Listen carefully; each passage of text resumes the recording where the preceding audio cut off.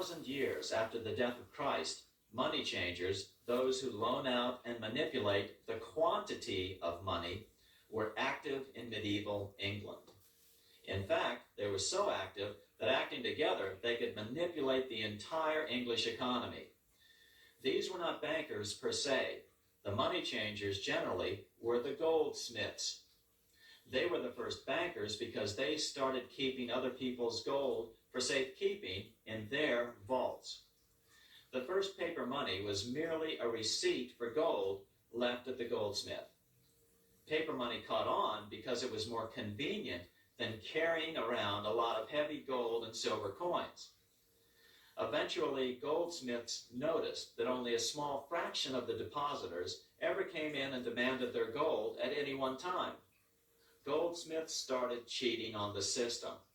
They discovered that they could print more money than they had gold, and usually no one would be the wiser.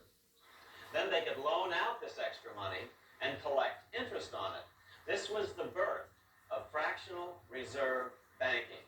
That is, loaning out many times more money than you have assets on deposit. So, if $1,000 in gold were deposited with them, they could loan out about $10,000 in paper money and draw interest payments on it, and no one would ever discover the deception. By this means, goldsmiths gradually accumulated more and more wealth and used this wealth to accumulate more and more gold. Today, this practice of loaning out more money than there are reserves is known as fractional reserve banking. Every bank in the United States is allowed to loan out at least 10 times more money than they actually have. That's why they get rich on charging, let's say, 8% interest. It's not really 8% per year, which is their income. It's 80%.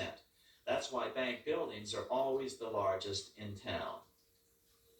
But does that mean that all interest or all banking should be illegal? Hardly. In the Middle Ages, canon law, the law of the Catholic Church, forbade charging interest on loans. This concept followed the teachings of Aristotle and St. Thomas Aquinas. They taught that the purpose of money was to serve the members of society, to facilitate the exchange of goods needed to lead a virtuous life.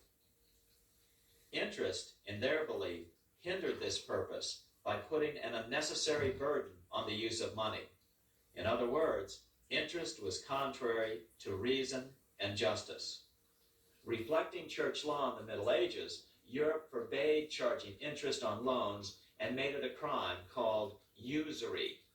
As commerce grew, and therefore opportunities for investment arose in the late Middle Ages, it came to be recognized that to loan money had a cost for the lender, both in risk and in lost opportunity.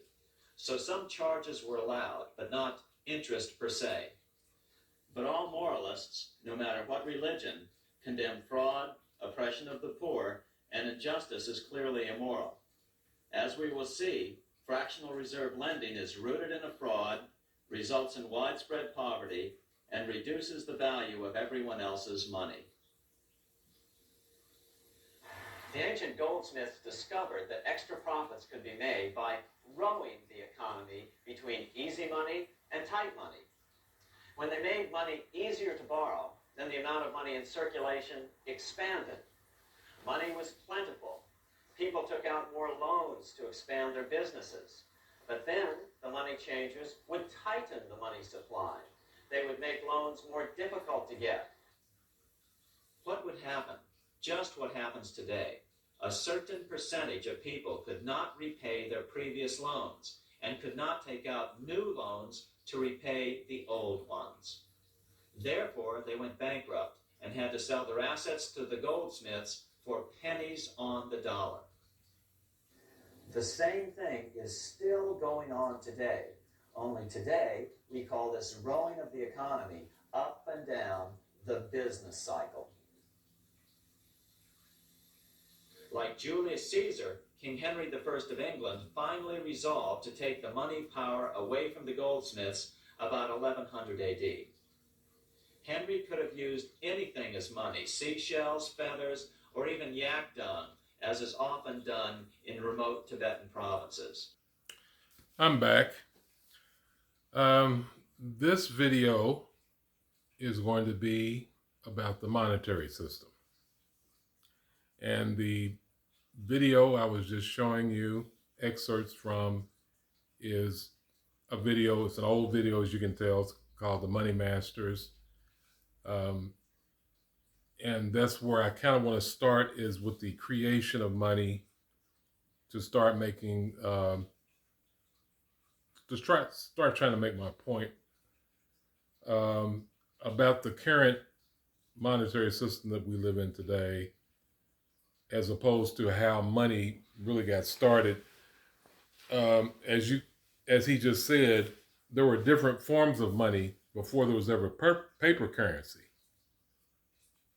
and they even at one point even used, like you could see in the picture, seashells, and in some parts of the country they use yak dung. Uh, so I mean, if you can imagine using dung in any form for money, it's kind of hard for me to believe, but that's what they were doing. But anyway, the bottom line is the monetary system is responsible for more things that goes on in our society today than ever before, and probably in written history. And a lot of people don't understand that because they don't really know the monetary system. We weren't taught the monetary system in school. At least I know I wasn't. I don't know what they're teaching now, but you couldn't learn this kind of stuff in school because, quite honestly, they didn't want us to know it.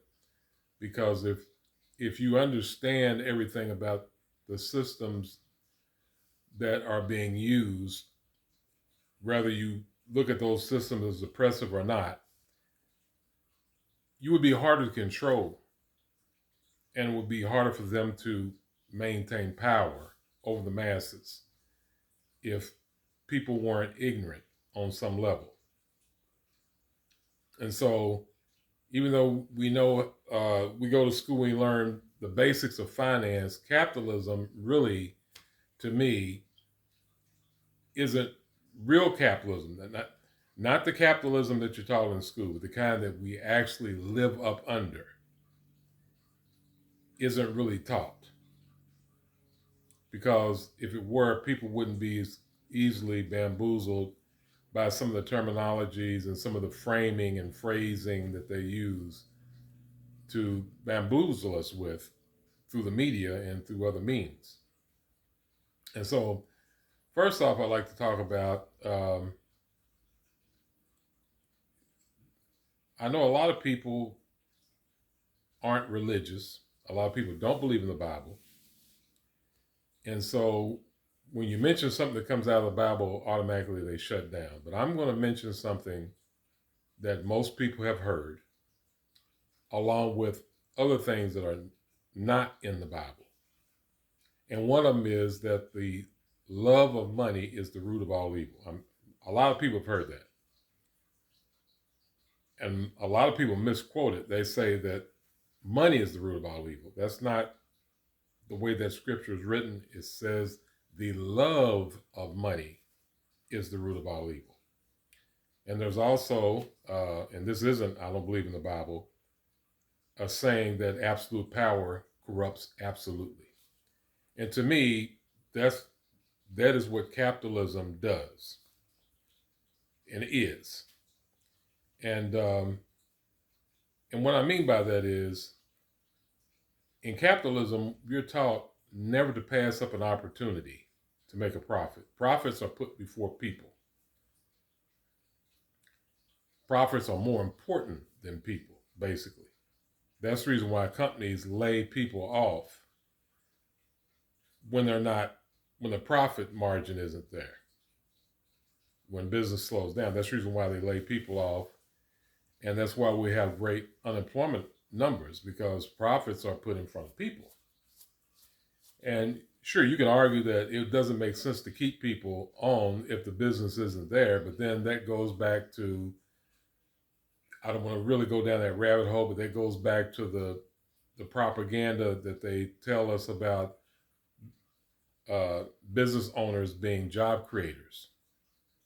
if you're eliminating jobs, systematically eliminating jobs through technology, outsourcing, you know, creating businesses like Uber and Lyft and DoorDash, where it's just an app and the people actually are doing all the work, and you have a minimal investment.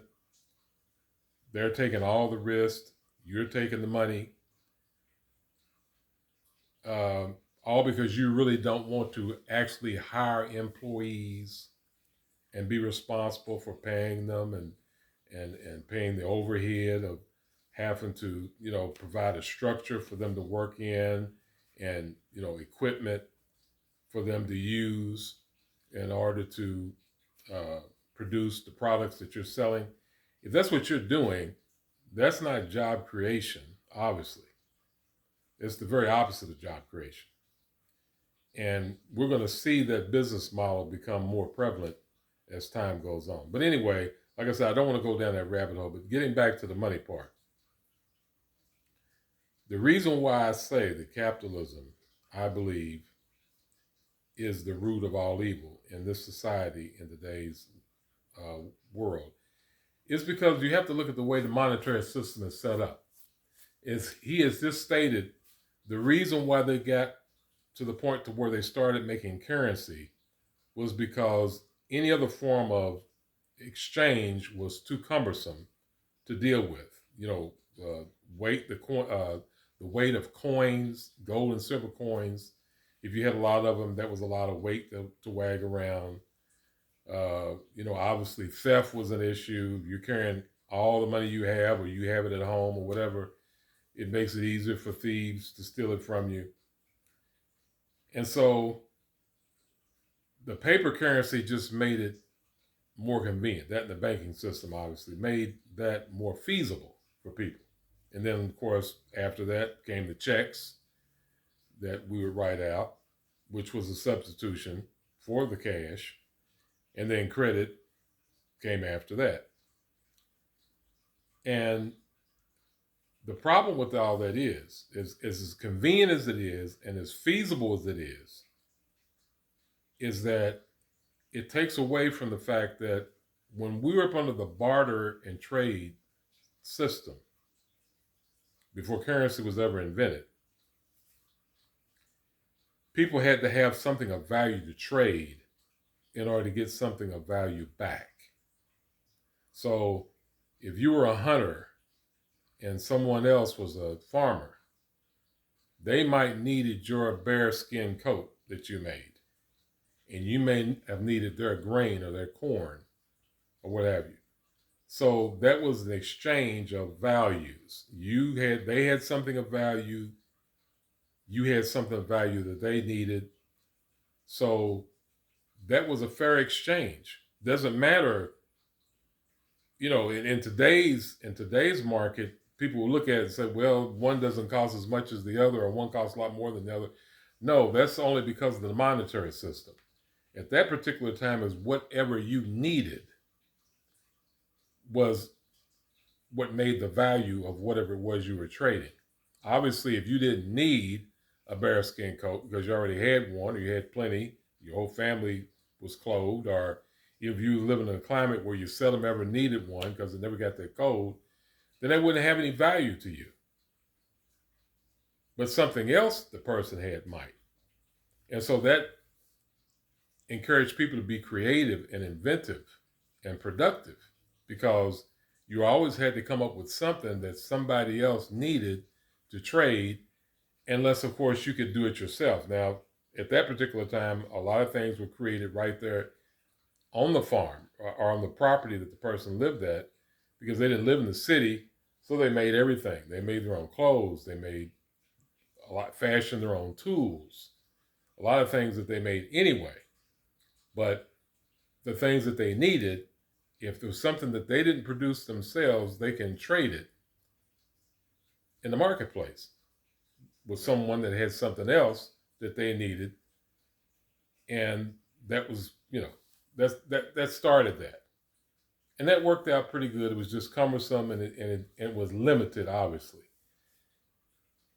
But the one thing about that was it was someone's actual human effort that went into that, and you knew what that effort was. It was obvious. It was, if it was plants, if it was, corn or whatever, obviously the farmer grew it, and he had to go through everything he had to go through to get it to harvest.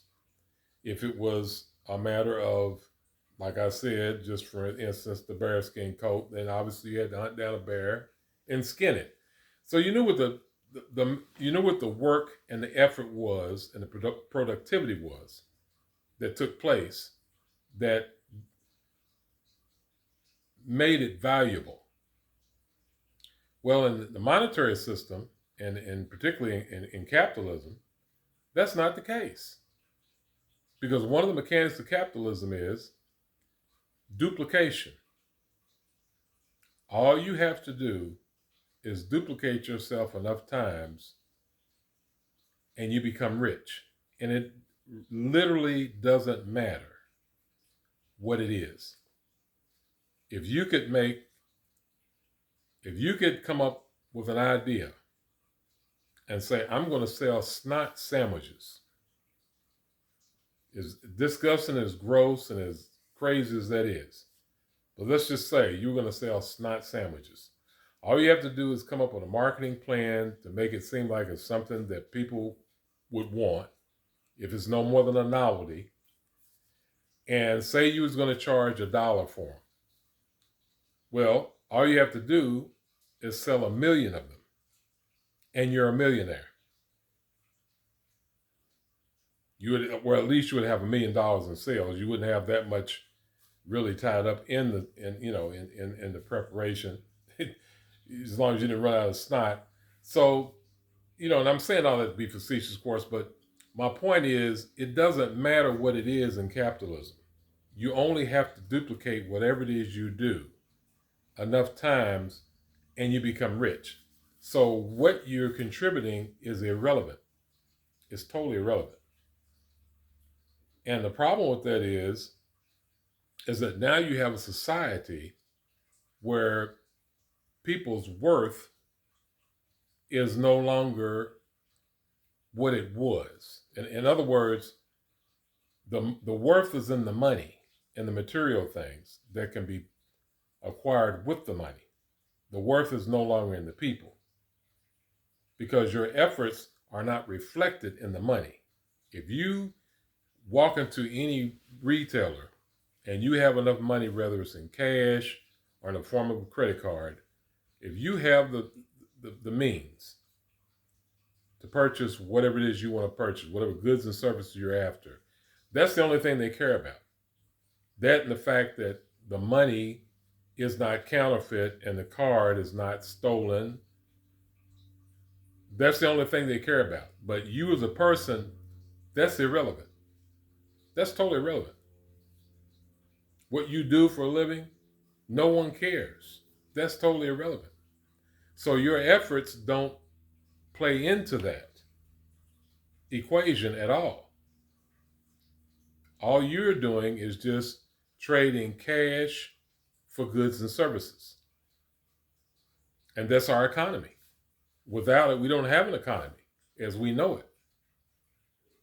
And so you have all these people walking around now that don't value other people and what they do because of how much money they have. If you're below a certain income level, you're a loser in this society. It doesn't make any difference how hard you work. It doesn't make any difference how productive you may be doing what you do. That's irrelevant. In this society, if you're not at a certain income level, you're considered to be a loser. And in some cases, even a parasite on society, because if you have to have any type of government assistance to live, because now we have what we didn't have when I was growing up, which is what we call the working poor. There used to be the working or you were poor. Now they have the working poor because the prices are what they, have gone up exponentially to where you can be working and maybe not even making that bad, a salary, but because everything is so high, you're still basically poor. You're still going to end up living paycheck to paycheck, trying to make it as best you can. And so it doesn't matter what you do. And another illustration of that is Chris Rock, which is one of my favorite comedians. I think he's the funniest, to be quite honest about it. I think he's funnier than Kevin Hart or David Chappelle, but that's my opinion. He told a joke one time, and I understood the joke and where it was coming from, but of course, jokes don't have to make sense. But he talked about the fact that there was a dentist that lived on his block. He said he lived on the block, him and Mary J. Blige and somebody else lived in this subdivision or whatever, I guess, of mansions or wherever they live at. And he mentioned the fact that there was a dentist that lived next door to him. And he said, this guy's just a dentist. And he talked about how Mary J. Blige was probably the greatest soul singer, and he was a decent comedian. And I think it was another athlete he mentioned. I can't remember the name. But the bottom line is, that's people in the entertainment field. A dentist is someone who's actually doing a service for humans that we need. In other words, I can think of a lot of times when I may have needed a dentist. I can't think of one time when I needed a comedian or a singer. Not needed, enjoyed, listened to, laughed at, would pay to go to the concert and all that, yeah. But need, no. But I have needed a dentist. And not to mention the fact he couldn't have been just a regular dentist. If he's living in a mansion, he must have been somebody that at least owns several different locations with a lot of other dentists working up under him. I can't imagine just a dentist could afford a mansion. But anyway, the bottom line is, we're living at a time now when people can make more money. For instance, someone can be an actor and play the role of a doctor or a surgeon in TV or a movie and make more money than an actual doctor or surgeon. And that's all because of the monetary system. That goes back to my point. Back during the time when people had to barter and trade in order to have things, that would have never worked. You could have never told somebody, you know what are you going to give me for for basically saving your life with this surgery? Well, I can sing and dance for you. No, that wouldn't have worked. Or I can pretend to be a doctor or a surgeon. No, that wouldn't work. That would have been totally useless, because what would you need with someone who could only pretend to be a doctor or surgeon? If you need a doctor or surgeon, you got to have a competent doctor or surgeon. And so the idea that somebody could make more money acting like one than actually going to school, learning the craft, doing the work of being one. I mean, you can see from that right there, who's going to have the most respect? When's the last time a doctor or surgeon got a standing ovation, or somebody practically tackled them to get their autograph at a restaurant? That doesn't happen, because nobody cares. Nobody knows who they're. I mean, yeah, the person that they actually helped, they care, but even they wouldn't ask for an autograph. Even they wouldn't clout chase them. But that actor that's going to act that role, yeah, they're going to get all that and more. And they can get endorsements, and they'll get other offers for other acting positions. They could get an Academy Award or an Emmy just for acting in that role. And it's all because of the monetary system. Because if they had to actually produce something of value, if they had to actually give something of value to get something of value back, that wouldn't be possible. Obviously, that would not be possible. Because what they're doing is not of that type of value. It has its place. Yeah, life would be a lot boring, a lot more boring if we didn't have actors and actresses and entertainers and athletes to entertain us in our free time. Yeah, life would be boring without them. I'm not going to say that they don't have a place in society, but you could not possibly compare them with, you know, a paramedic or a fireman or a soldier on the battlefield. These are people who are actually risking their lives and in many cases saving lives. And so that's my whole point. If life was as valuable as it was before the monetary system, no one would be confused about that. But see, now the money itself has been elevated to be more valuable than life itself. And because of that, people see people as being expendable and just an annoyance. And that's on that end of the spectrum. On the other end of the spectrum, it causes massive self-esteem problems for people. Because again, if you're not in a certain income bracket and you don't live a certain lifestyle, you're considered to be a loser in society. So here's a person who could be, there's nothing wrong with them, perfectly good person, has better morals and more integrity than a lot of rich people. But because they don't have any money, it doesn't matter. It doesn't matter. Because that's what they're going to be judged by. That's how they're going to be treated anywhere they go in the society. They're going to be treated as such. You know, friends and family members may treat them better because they know them personally. But even that's objectionable.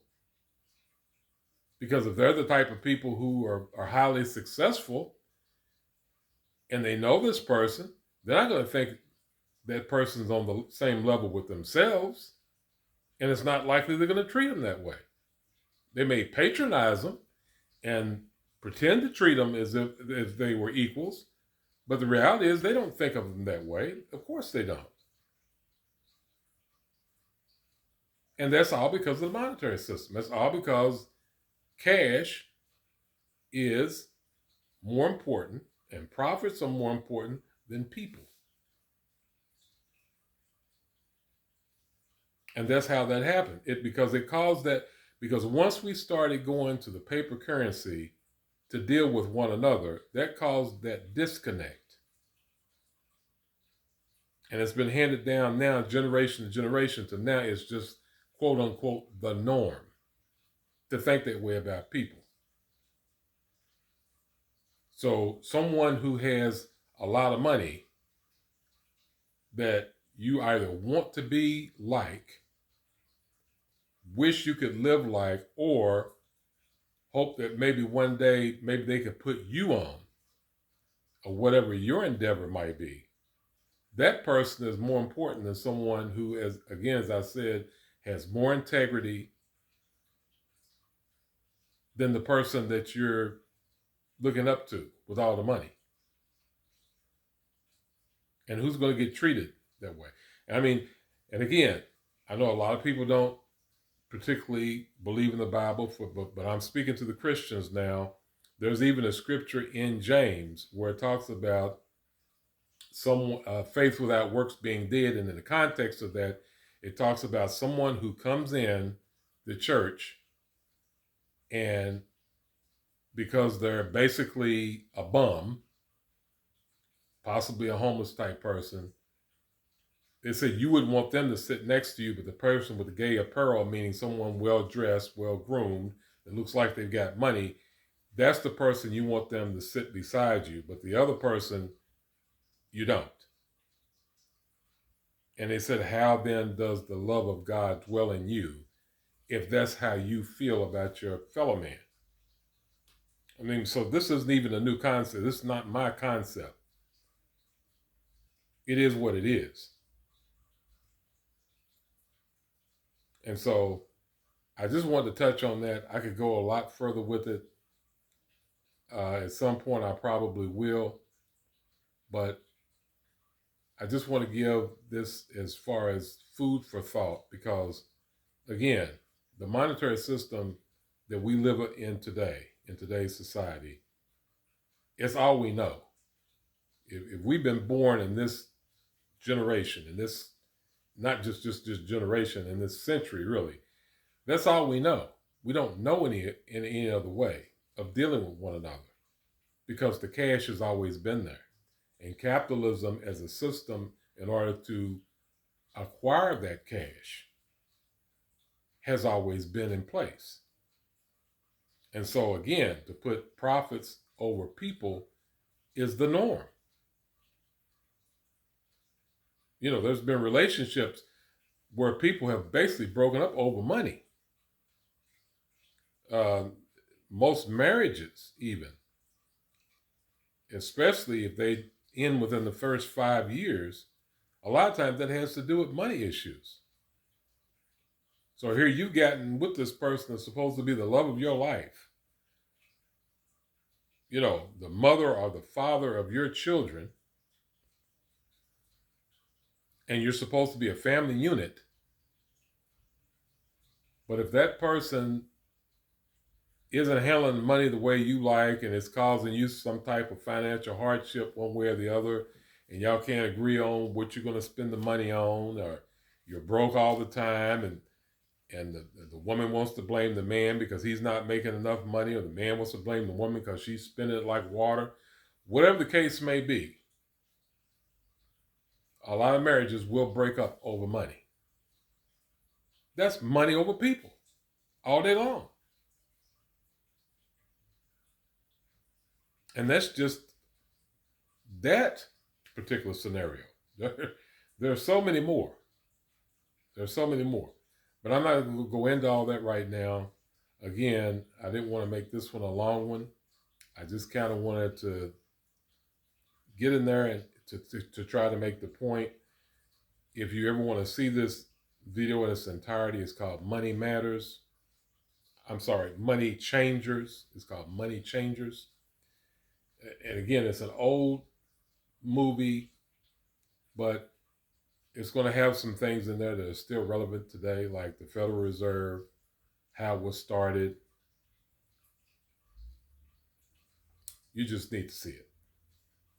So anyway, I'm out of here today, and thank you for listening to me.